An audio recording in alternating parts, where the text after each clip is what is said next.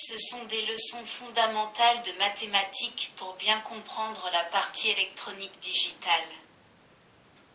Méthode de Kinmac-Kluskey et comparaison avec la méthode de Carnot. 4. Méthode de Kinmac-Kluskey. Bien que peu employée, nous devons quand même citer une méthode différente de celle des tableaux de Carnot pour la simplification des fonctions de plusieurs variables. Il s'agit d'une méthode imaginée par le mathématicien américain W.V. Kin et remodelée par son compatriote le Dr Edward J. McCluskey Jr. dans une thèse de doctorat qu'il présenta au MIT, Massachusetts Institute of Technology, en juin 1956. 4.1. Description de la méthode.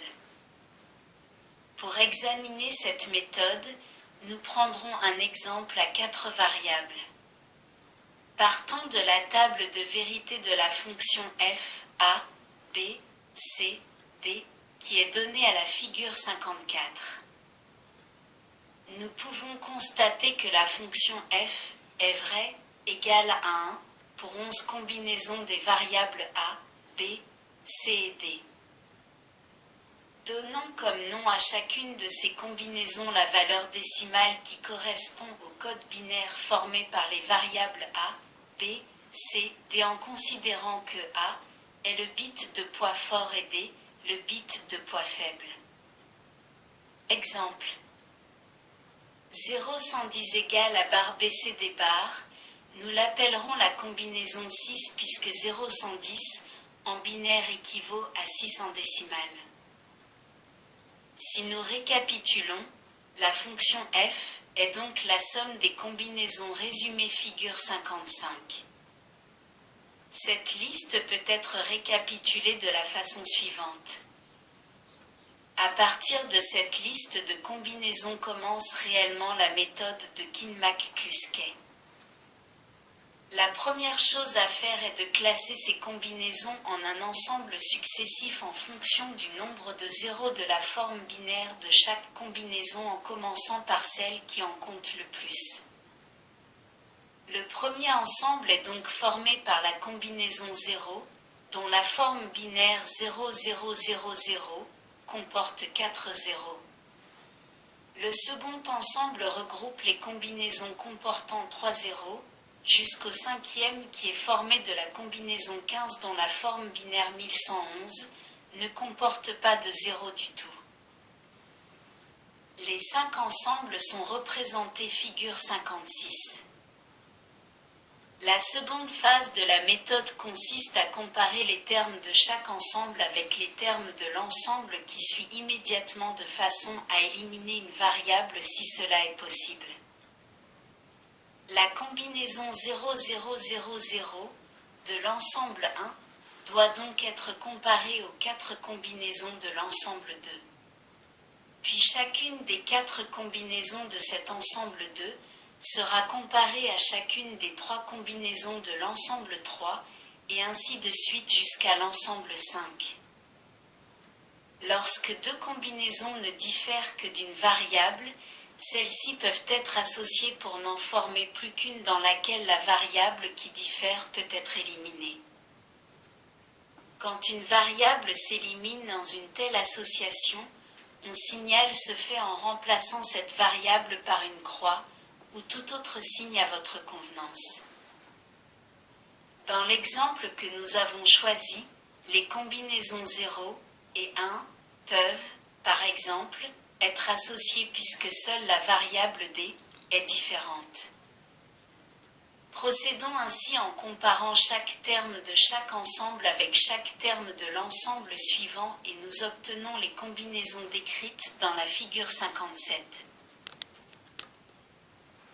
Nous obtenons de nouveaux membres regroupés à présent dans 4 ensembles 1, 2, 3 et 4. Recommençons la même opération avec ces nouveaux ensembles. La figure 58 donne les nouvelles combinaisons obtenues. Dans les principes généraux de la méthode de Kinmac-Kluskey, il convient de continuer ce processus jusqu'à ce qu'il n'y ait plus de combinaison possible entre un de ces ensembles et le suivant. Dans l'exemple choisi, nous en sommes arrivés à ce point. De plus, nous constatons dans cette figure que plusieurs combinaisons sont identiques. Nous ne garderons bien sûr que les groupements différents que nous appellerons A, B, C, D, E et F, figure 58. La fonction f prend alors la forme f égale A plus B plus C plus D plus E plus F, soit f égale B bar, C bar, plus A bar, D bar, plus C bar, D bar, plus B D bar, plus AC bar, plus AB. Remarque. Dans tous les regroupements que nous avons effectués, il aurait pu arriver que certains termes d'un ensemble ne se combinent avec aucun terme de l'ensemble suivant.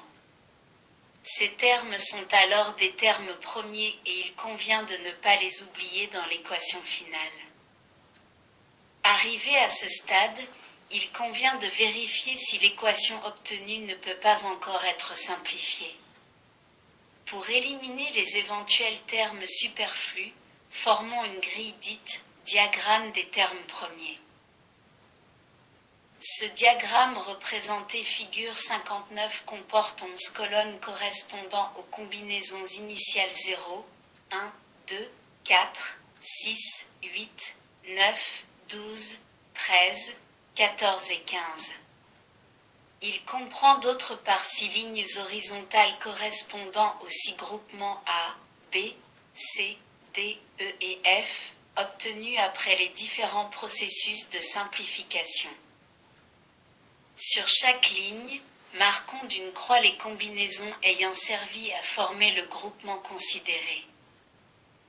Par exemple, pour le groupement A, qui fait intervenir les combinaisons 0, 1, 8 et 9, nous avons coché sur la ligne A les colonnes 0, 1, 8 et 9.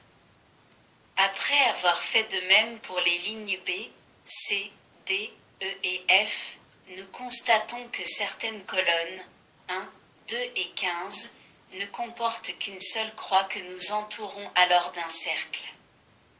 Ces combinaisons sont situées sur les lignes A, B et F, qui sont appelées lignes de base. Nous constatons que d'autre part les combinaisons incluses dans les lignes C, D, E, se retrouvent au moins une fois dans les lignes A, B et F. Les lignes C, D et E peuvent donc être supprimées et la fonction f se simplifie donc encore pour devenir f égale A plus B plus F. F égale B bar, C bar, plus A bar, D bar, plus AB. 4.2. Comparaison avec la méthode de Carnot. À titre de comparaison, effectuons le même exercice par la méthode des tableaux de Carnot. À l'aide de la table de vérité rappelée figure 60A, établissons le tableau de Carnot correspondant, figure 60B. Les regroupements effectués dans ce tableau, cerclés de rouge dans la figure, donnent immédiatement la solution. F égale 1, plus 2, plus 3. F égale plus B bar, C bar, A bar, D bar, plus AB. On retrouve le même résultat que précédemment. Conclusion. À la lumière de cet exemple, résolu d'une part avec la méthode de Kinmack-Kluskay, d'autre part grâce à un tableau de Carnot, il apparaît que la seconde est nettement plus simple, rapide et séduisante que la première. Ceci explique que cette première méthode soit quasiment inemployée. Nous ne nous étendrons pas davantage sur elle. Précisons toutefois à sa décharge que cette méthode de Kinmac-Kluske s'applique quel que soit le nombre de variables alors que la méthode des tableaux de Carnot se complique notablement lorsque le nombre de variables augmente et devient supérieur à 6 ou 7. 5. Synthèse. Dans ce chapitre appelé synthèse, nous allons faire un rappel de toutes les notions importantes nécessaires à l'étude et à la réalisation de circuits et de schémas d'électronique logique combinatoire puisque la logique combinatoire a été l'objet de notre préoccupation dans les 3 premières théories.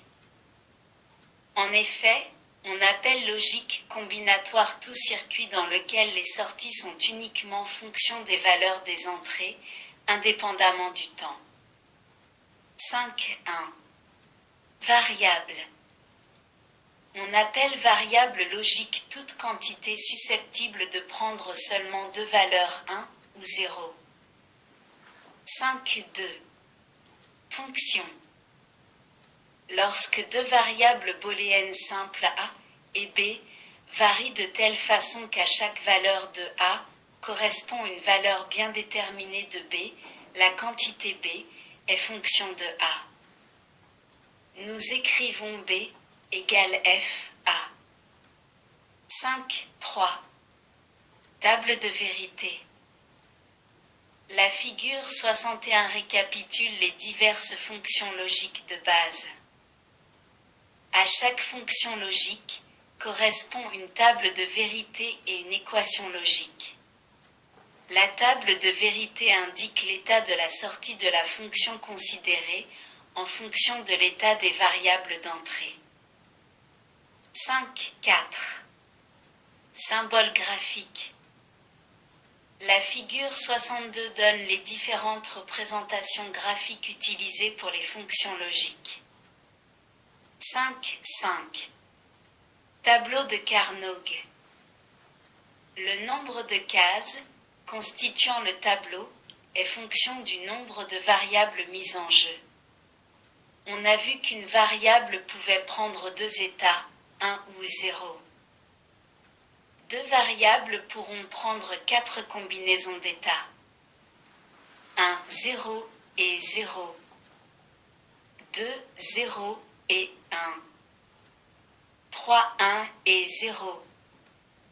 4, 1 et 1. Le nombre de combinaisons possibles est donné par la formule x égale 2 puissance n, avec n, égale nombre de variables. 5.5. 1. Tableau de Carnot à une seule variable. Exemple, fonction oui, x égale a. L'état électrique de S n'est fonction que de a.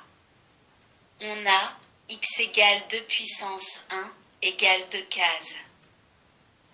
La figure 63 donne le tableau de Carnot de cette fonction. 5.5. 2. Tableau de Carnot à 2 variables. La figure 64 donne la configuration du tableau de Carnot dans le cas de 2 variables. Exemple, S égale A plus B, X égale 2 puissance 2 égale 4 cases. A. Repérage des 2 variables. L'état 1 d'une variable occupe la moitié des cases. L'état 0 d'une variable occupe l'autre moitié, figure 65. B. Repérage d'une somme de 2 variables. Cette somme est représentée par l'ensemble des cases appartenant aux 2 variables. Le repérage se fera par des 0 et des 1 qui ont la même signification que dans les tables de vérité, soit S égale A plus B. La figure 66 donne la table de vérité et le tableau de Carnot correspondant. C. Repérage d'un produit de 2 variables. Ce produit est représenté par l'ensemble des cases communes aux 2 variables comme pour les cercles de Lie, soit S égale A et B. La figure 67 donne la table de vérité et le tableau de Carnot correspondant. D. Repérage d'une fonction quelconque à deux variables. Soit S égale A, B bar plus A bar B, la figure 68 donne le tableau de Carnot correspondant. On repère d'abord le produit A, B bar, puis le produit A bar, B. 5, 5. 3. Tableau de Carnot à trois variables. X égale 2 puissance 3 égale 8 cases. Soit S égale A plus BC, la figure 69 donne le tableau de Carnot de cette fonction. 5, 5. 4. Tableau de Carnot à quatre variables. X égale 2 puissance 4 égale 16 cases. Soit S égale A plus B, point, C plus D, la table de vérité et le tableau de Carnot de cette fonction sont représentés figure 70. 5, 5. 5. Cas de plus de 4 variables. On utilise plusieurs tableaux de Carnot à 4 variables que l'on superpose. Leur nombre double à chaque fois que l'on ajoute une nouvelle variable au-delà de 4. Exemple, 4 variables égale un tableau. 5 variables égale 2 tableaux. 6 variables égale 4 tableaux. 7 variables égale 8 tableaux. On peut également employer la méthode de McCluskey vue précédemment. 5, 6. Simplification des fonctions. La représentation des fonctions sur un tableau de Carnot permet de déceler rapidement des simplifications. 5, 6. 1. Règle. L'équation minimale sera obtenue en pratiquant les groupements maximaux par puissance de 2, 4, 8 cases, de cases adjacentes. L'expression d'un groupement contient uniquement les variables qui ne changent pas d'état, figure 71. Autre type de groupement possible. Il faut considérer le tableau de la figure 72 comme pouvant se rouler sur lui-même pour se rejoindre sur les lignes AB et CD ou sur les lignes AC et BD. Seule la surface d'un tore pourrait rendre cette image, figure 72b. Quand les groupements sont réalisés, on en déduit les équations minimales. 5, 6. 2. Exemple. Soit la fonction S égale à plus AB, dont la figure 73 donne le tableau de Carnot. L'équation déduite du groupement est S égale A est la seule variable qui dans ce groupement ne change pas d'état. Simplifier la fonction, L égale à bar, B bar, plus AB bar, plus A bar B. La figure 74 donne les tableaux de Carnot correspondants. L'équation simplifiée est donc L égale à bar, plus B bar.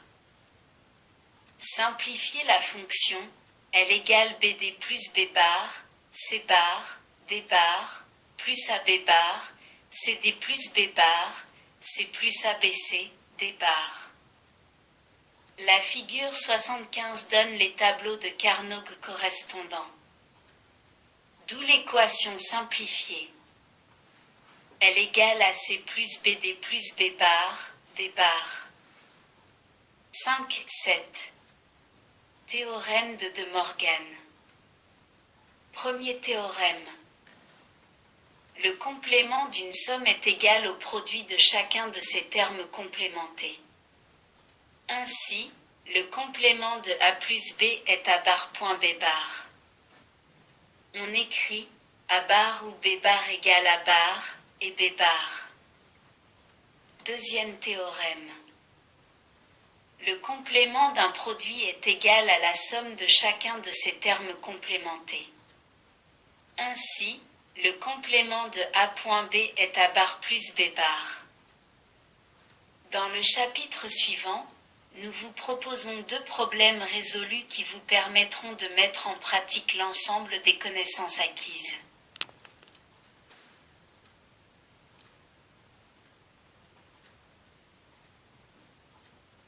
Merci de votre écoute.